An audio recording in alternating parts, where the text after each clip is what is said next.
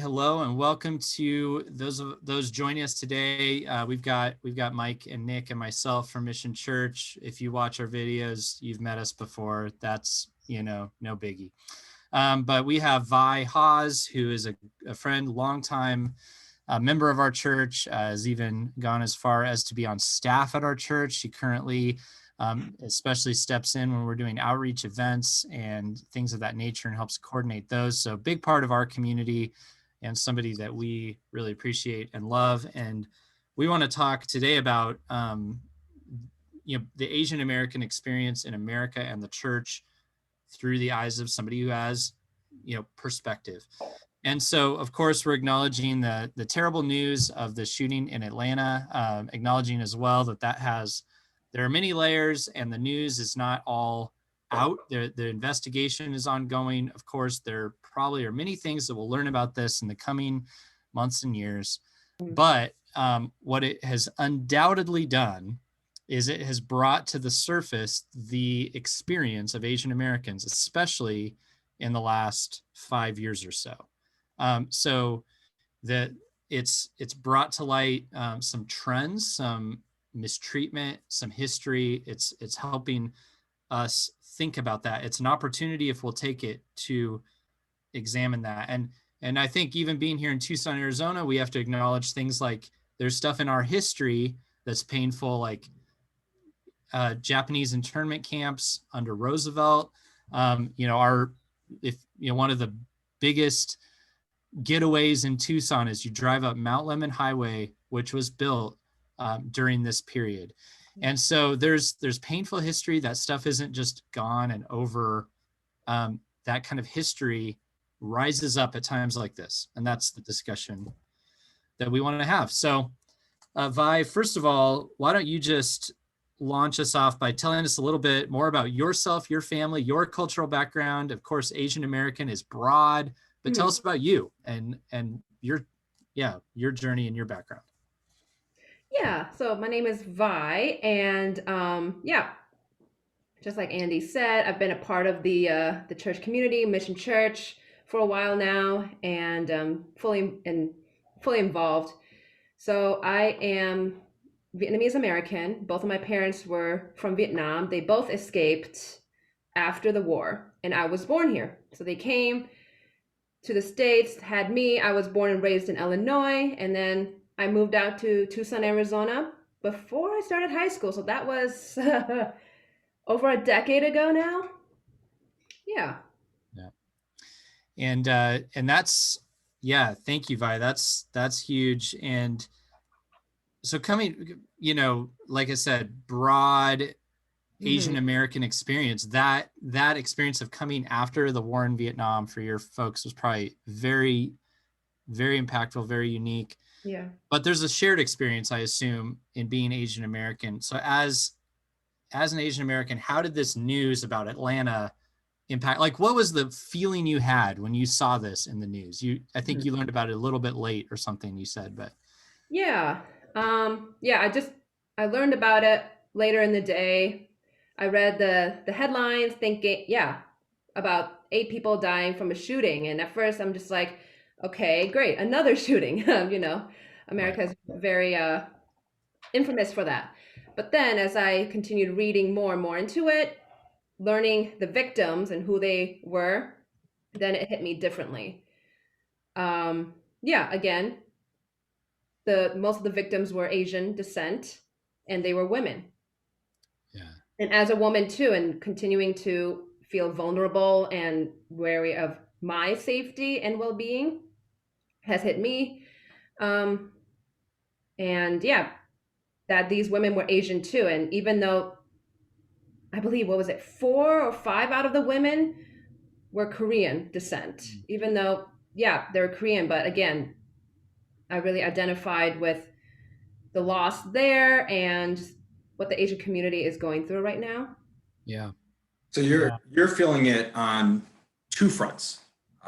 You're feeling it from your Asian descent, especially your first generation American. Yeah. Mm-hmm. But also on the female experience.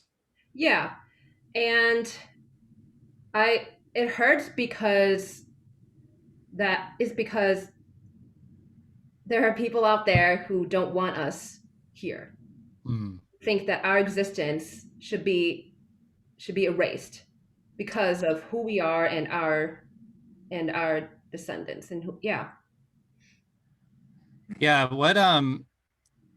Well, okay. So actually, let me go with this one. There are many, of course, as with all of these events, there are many interpretations. You can see people's self-interest in this. If somebody is hoping that like gun rights are going to be protected, they're going to, this was a one-off person, probably mentally ill or something like that. And then there are responses on all, there's so many versions of this. Like, I think if you're fighting for racial equity with another group that you feel is like, has deeper oppression, there may be a minimization perhaps, and all of that you can get in somebody's head and understand why somebody would interpret the events or respond to them the way that they do. But of the interpretations and reactions that you're hearing, Vi, which of those resonate with you the most, where you're like, that's how I feel, and which of them just kind of fall flat as if it's like, that's dismissive, or, how have you, I guess the easier question would be just, how have you felt about the responses you've seen so far? I've been seeing a lot of like solidarity and support from just different organizations declaring, stop Asian hate and just standing up for the Asian community right now. And so it seems like the popular narrative right now is that this is a hate crime towards Asians. And then there's another layer to this. This is white supremacy and, all of this. But again, I think the thing that stood out to me and that I honed in on was that these women were Asian. And it seemed, even though there were still investigations underway, it seems like these women were targeted, Right. were purposely targeted for a reason. Yeah. One of the interesting things that I noticed was that while it seems really gray, like the race aspect still feels really gray, and obviously there's a lot of investigation going on still. Yeah. If Asian Americans had the same, especially like people coming for first generation people like yourself, if we had a truly like utopian system where people can actually come in and everybody has the same exact shot from the ground up, how many massage parlors like this would exist so that people had a way to give themselves a living? Yeah. And is that, I guess these are all just questions I'm asking, and what,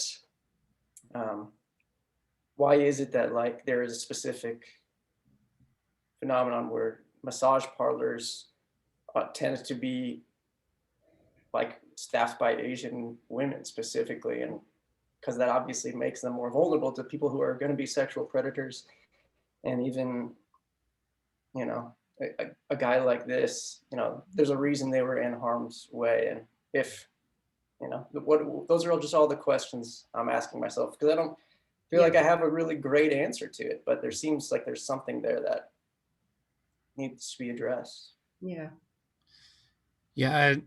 A question I had down that maybe starts to key in on a little bit of that as well is just what preconceived ideas do you experience that people have that are hurtful to Asian Americans?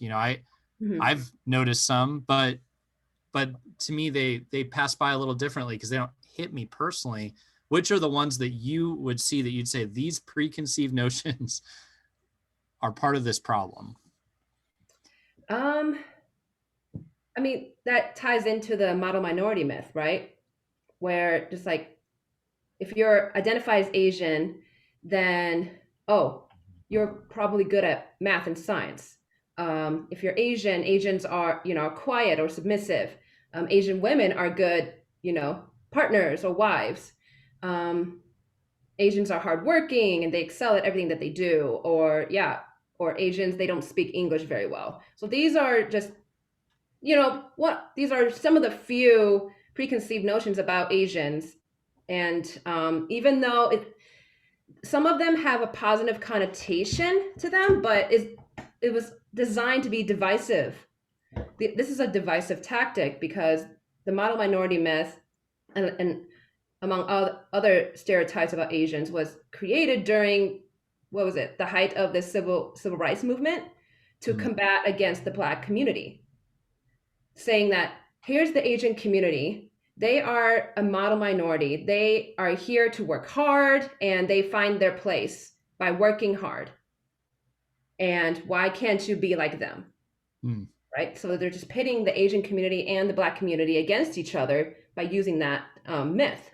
And who would you say, like, who, I mean, I'm sure the myth developed in many different ways, but Yeah. like who perpetuated that? Whose idea was this in your mind? Or I mean, just like the government during that time, a lot of like officials and legislators who identify themselves as white have done that, has spread that particular myth. There are just so many different layers, but this myth has expounded throughout the years to the point where we start identifying ourselves as that. You know, we narrow ourselves to be only these things. We needed to excel in these career sectors, like in engineering, in medicine, you know, things like that. We have to excel in our finances.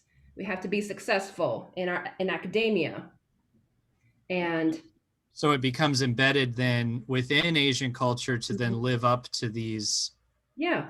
So yeah, it's like an invisible cage that forces you in a direction, is what it sounds like. Right. Yeah. And there's just like, there's no room for us to be more than that, more than just that. And so with those high expectations that we continue to strive for, you know, there's a rise of mental illness among, you know, young Asian people, anxiety, depression, suicidal thoughts, to name a few. Yeah, I see what you're saying. What do you wish that people understood about being Asian American that generally people don't? Like even us as leaders in your church and your church community, and what do you wish that people understood that happens internally and or externally? Yeah. I think it's the struggle of pursuing perfection, right? That ties into the whole thing about Asians excelling in everything. And so it works in just like we continue to strive to work really hard to stand out. Well, not necessarily stand out, but to be at a place where we can name ourselves to be successful. And that can lead into like just trying to be perfect when that standard is not possible. And when we think that we reach that standard, that bar is moved up again. I would think that the not being successful in something, in any area, like the gravity of that is much more significant. Right. And we really focus on just like what others perceive of us, right? The things that we do is for the family, is for our friends and our surrounding community and what they think of us. It sounds like what you're saying is kind of like specifically compared with the Black community. It's almost like the Asian community was kind of given a pass as long as you fit these standards that we've kind of observed and then placed upon you as an identity that makes you valid. Yeah. As opposed to, and if you're not those things, then we think this of you. Yeah. There's probably a little bit of an embedded fear of what if we're not the ideal minority, then do we get treated like the non-ideal minority, and how scary that could be, right? Yeah, the truth of that. I'm wondering, as you were saying this, I thought, wow, I see everything that you're saying. And I'm like, there's been a way that the Asian community has been spoken of during the last presidency that didn't seem to necessarily fit that description you're giving. The ways that, speaking of like COVID as being, definitely an Asian maybe creation, or maybe just due to some like uncleanliness, or you got all these vibes that didn't fit that narrative. Is that typical too, or was that new? And how did that kind of speech and like that kind of general cultural movement affect you and others that you know? At least for me, it was new. Yeah. The terminology, like the Chinese flu or Kung flu and things like that. And when those words popped up in news outlets and social media and everything, I was really surprised, and I was anticipating that there's going to be a lot of racism and discrimination coming out of that. And so I was prepared. And so I haven't firsthand experienced any racial tensions or discrimination, just because I don't look like your average Asian. Again, I'm not small in stature. I don't have the slanted eyes. I'm actually darker skin tone. I'm slightly taller. And so like, I think when people first perceived me, they won't think Asian. And so probably that's the reason why I haven't felt any backlash yet. But again, I heard different accounts, like a lot of our elders are being pushed down and were injured, slashed to the face. Yeah, again, even if they don't identify as Chinese, but they look Chinese. So that, people are finding an outlet to blame these people for COVID. Yeah. Yeah, that's interesting that it was a newer sense to you. I remember I was talking with somebody kind of in a more of a rural community not too long ago that was just incessantly using the Chinese virus language. Mm-hmm. And I remember being surprised. I mean, in our culture, Midtown Tucson, it's not as popular to do that, right? Like that is kind of rejected in this zone that we live in. But there I was like, wow, this was embedded in you to where that you don't even use the word COVID-19, this in this example. And then I was in a restaurant recently to where I had to pass through the kitchen and use the restroom. And there was a talk radio show on, and I heard the word Chinese virus, or the words Chinese virus, probably 20 times. Wow. In my short passing through. I was alarmed. I was like, wow, in this talk radio world, it's almost very purposeful that this language is being hammered in. Yeah. And I began to wonder just how much of an impact that if something like that is spoken for years in these kind of influential outlets and gets embedded, mm-hmm. where people think that way, speak that way, what's the lasting effect of this? And I remember thinking in my lifetime, I've not heard, the identity of being Chinese connected to something negative like this on such a regular basis. Or almost like, it almost feels like the way that was portrayed was almost like it was a third world country. Yeah. Yeah, very much so. Or like, well, and it's no secret that Donald Trump was never a fan of China. Mm-hmm. Like he wanted to overtake the things that he felt they were taking from us. And they were in a battle for a little while with sanctions and whatnot. But it seems like, just like he does with anyone he doesn't like, he can pretty easily turn his whole follower base against this people group, or, mm-hmm. And for whatever his reasons were, that's all assumptions on that. But I think one of the realities is I've heard average people use that term, not recognizing the unintended consequences of it. And I think that's something that needs to be recognized as well. Is people are using this rhetoric without understanding what's going to happen as the rhetoric mm-hmm. over time. And every news source that I've been reading, actually even this morning I was reading the Pour Over. Shout out to the Pour Over. That in 2020 there was a 150% increase of violence against the Asian community. Yeah. And what I didn't hear in 2020 at all was that there was 150% increase of violence against Asians. It just seemed to be completely silent. And now it seems like this moment has broken that silence. Mm-hmm. Right. Giving some voice and perspective. Yeah. And I think it's important. I think what folks want to do is they want to pick apart the moment and go like, nah, that's not really what this is about. So therefore, and I think we need to be careful with that. Like there is the moment and there is the event, but what it brings to the surface doesn't have to have perfect continuity with the moment. What it brings to the surface can still be valid. I think that's sort of what I would say about the George Floyd, but I think we can go ahead and call a murder. There were the details of it specifically, who George Floyd was, what he was doing at the time and all that. But the feelings, the events that it brought about and the pushback that it brought about didn't have to do with just that moment, but with all the lived experience and people seeing themselves in this man.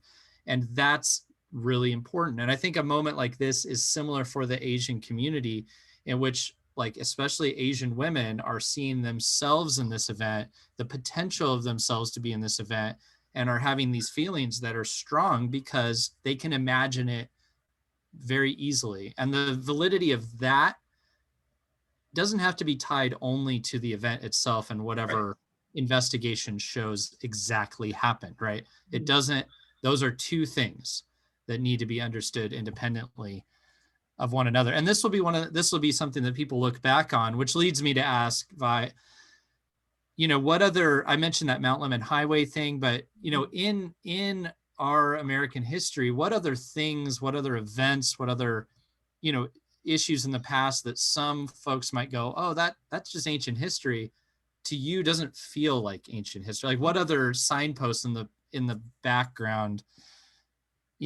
are ones you wish people would acknowledge how much those are still painful in your world? Mm-hmm. I think being familiar with that racism and discrimination against the Asian community isn't new. And this has been going on for years too. And honestly, I think the earliest that I can probably bring up is the Chinese Exclusion Act. This is right after the construction of the Transcontinental Railroad, where influx of Chinese immigrants came and took up those jobs and built the railroad. But then with the Exclusion Act, it basically was from the fear that the Chinese immigrants were taking jobs. So again, the Chinese immigrants were barred to enter into the country, and then you go into the World War II incidents with the Japanese internment camps, and with Mount Lemmon being one of them. Again, this is all due to fear and war hysteria, thinking that a lot of the Japanese Americans at the time were aiding the enemy. Right. So all of this, like this isn't new. Right. Can I, just for clarity's sake, because I remember when I learned this, I was shocked. Yeah. For those who live in Tucson who might not know this, there was an internment camp. You can still visit it on Mount Lemmon. It's called Prison Camp. Yeah. And I remember the first time I hiked up Mount Lemmon and I arrived there, and I was like, what is this? Why is this called prison camp? Yeah. This was maybe, I don't know, 8 years ago. And then I started doing research and realized that whole roadway through Mount Lemmon was all built by those who were prisoners in that camp. So there's actually a place that you can physically see that we discriminated against the Asian community in Tucson. And it's a difficult thing with some of this, the way that you read history. And I think it's complicated, for folks like my family. Getting up Mount Lemmon was an excursion. It was a potentially just like beautiful thing where you got to go hike in the woods. Driving up that road meant nothing to me growing up, like other than pretty views, right? Yeah. And then you realize there are folks, especially if you're a long time Japanese Tucsonan, that would be the deepest version of it, where that road symbolizes something completely different, right? Mm-hmm. And you realize there are these layers for folks who've been through traumatic experiences to where it just isn't the same. Right. And even though, yes, it was history, but it still occurred. Yeah. And recognizing that this is a part of American history and even Japanese history, Asian history, and not dismissing it is the important lesson to be had here. Yeah. I think a lot of times the pushback that I sense when it feels like people are afraid of what it means if there actually is racism, especially if you're a white person. Speaking as a white person, I think a lot of times people feel afraid that if this is true, then there might be something bad about me. Mm-hmm. You know, and I don't think there's something bad about me. I'm trying the best that I can. I really have the best of intentions. And an interesting thing that I especially learned through reading a book that we just finished in a group at our church on race in the church. Oh yeah. Was that, you know, very often people with the best intentions and the right heart about something can just accidentally perpetuate things just because it's the status quo. And it's hard for us to want to challenge the way things are if we don't see an innate problem in the way they are. But it's not like any of us haven't seen the cartoons or the movies, Disney movies we grew up with, where Asian Americans or just Asians in general were definitely portrayed in certain ways. Yeah. And in our classic, you know, if you ever watch a classic movie, you're definitely going to see some pretty intense stereotypes and not always the most flattering. Yeah. So I think there's something to just acknowledging, like, even as we've kind of labeled maybe Asian Americans with this model minority mindset, at the same time, we have also given this narrative of like kind of being subservient or being less than. And yeah, the most uncomfortable part is that means, wait, what about when I did this when I was a kid, or when I was in high school, I used to say this kind of thing, or I would do this. And I think that's the hardest thing for people to have to look into personally and say, what if I have done something wrong? What if I am thinking about it wrong sometimes? yeah, I think that's the beauty of the gospel is, like, you should just assume you've done it wrong. And then you come to Christ and you get grace, and you go to Vi and you get reconciliation with Vi. And I think there's a huge freedom of admitting that you've missed and that you made the mistake, or that you even chose the wrong thing intentionally, and saying, yeah, that was wrong. I need grace. I need Jesus. I agree. I was going to say, and I think you did come around to this, Mike, but where you were talking about, and the book was called Divided by Faith, and It's a great book. Great book, but the very scholarly, factual. It's, if you're like, I don't want to get caught up in the emotion of this book will just cut to the core of the issue, versus like, it's not a feelings, it's just a data book. Like, here's how people actually respond to questions about these things.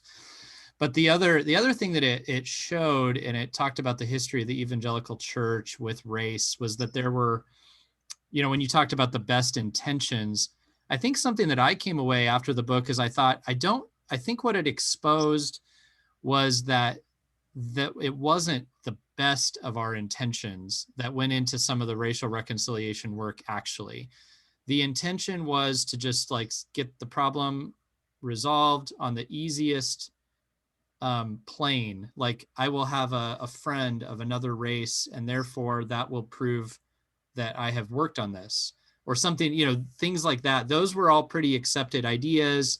Look, you know, there's no slavery anymore, so that's better, right? But when they started asking questions that got down to the deeper levels of really bringing about like true equity, then the same folks that were comfortable with the racial reconciliation conversation became, you know, agitated.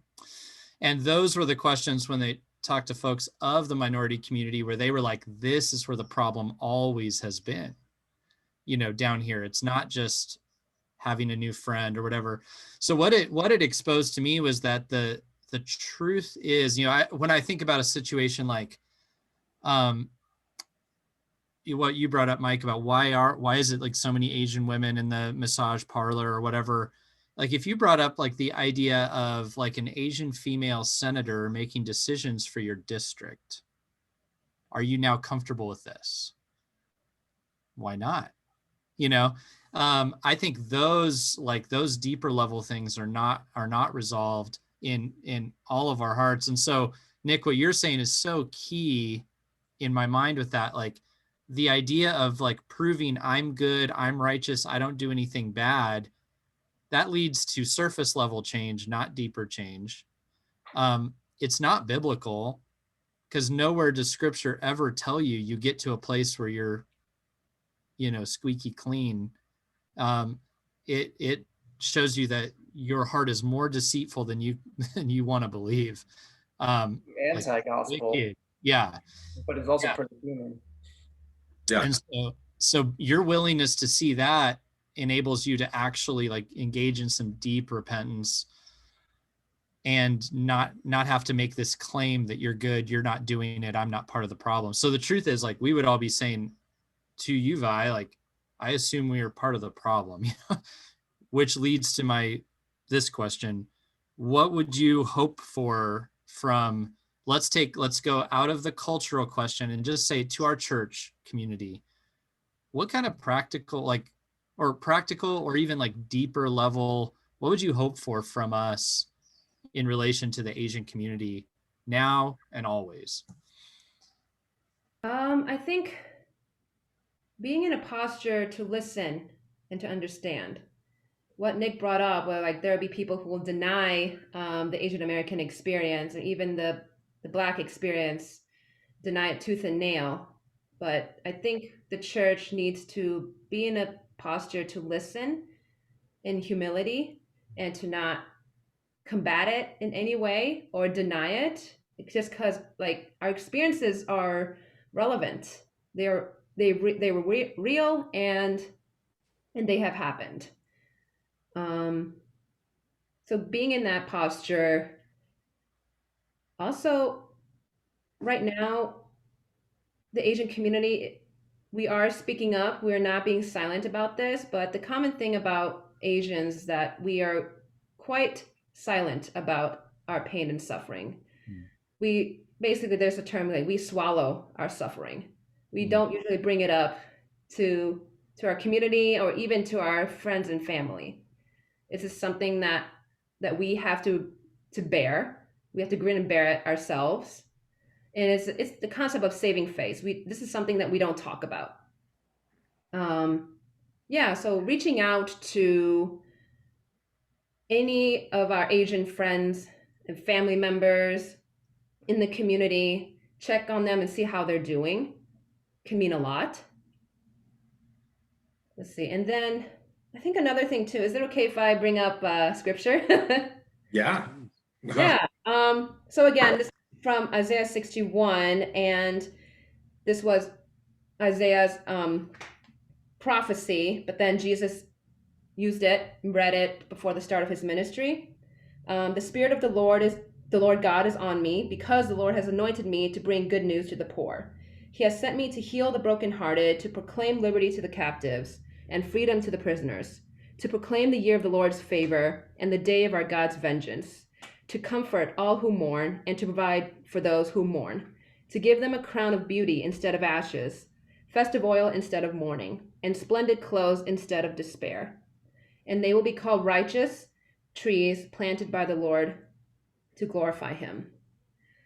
So even though Jesus did come and he fulfilled that prophecy, I think the church should also be that light to comfort those who are mourning right now, especially the Asian community, and to bring that comfort that they experience from God. Yeah, that's good. Well, Vi, thank you for the vulnerability of sharing. I mean, even as you're saying this, I'm thinking you're stepping out of that like saving face Mhm. moment to share these things. So thank you for that. And again, like, it's good to hear from you and to get out of the world of like just picking apart what happened and, you know, making like taking specific stands or whatever. I really appreciate you being willing to just speak from your story, your experience, and the ways that you can see into the situation in a unique way. So thank you for sharing that with us. Yeah, thank you. Thank you for listening and having me too. It means a lot. Oh, good. Well, I think understanding the situation needs to come through relational aspects in this moment, because you Yeah. can have news sources all day that disagree, but Mhm. it's someone that you care about. It's a very different reality. Yeah. yeah, for sure. I want to encourage people to like I, I think my favorite thing about these conversations that we get to have is that they're not polished and they're not perfect. A lot of times we're kind of like stumbling over these things that feel awkward to talk about, and then trying to find where the progress comes in, or just to hear each other out. And I think that should be hopefully an encouraging example to people, that like that's kind of just what has to happen for you to talk Yeah. about things that really matter. Is you don't get to do it in a perfect way, but like it always bears fruit. Yeah, I agree. Yeah. Well, thanks. That's exactly why we're doing these conversations, is we're not trying to or we're not trying to model polished video making skills and how to get your point across in 3 perfect points. We're trying to model how to talk to your friends about complicated and difficult things. So, Vi, you've been awesome. We appreciate you in general, especially now. And so, I would just encourage, if you've watched this video is helpful, you have a question for us or for Vi, an awesome way. I mean, comments are fine, but you can always reach out to us. We have a church website. Honestly, you can email all of us on this screen right from there. So if you have a question, go for it, and we would love to engage with it, especially if you're in our church community or our city here. We would love to continue the conversation. So Yeah, and that website is missionchurchtucson.com. that's it. So thanks for joining us, and we appreciate you listening to all of our thoughts here. Again, Vi, thank you for your time and your heart. Yeah, thank you.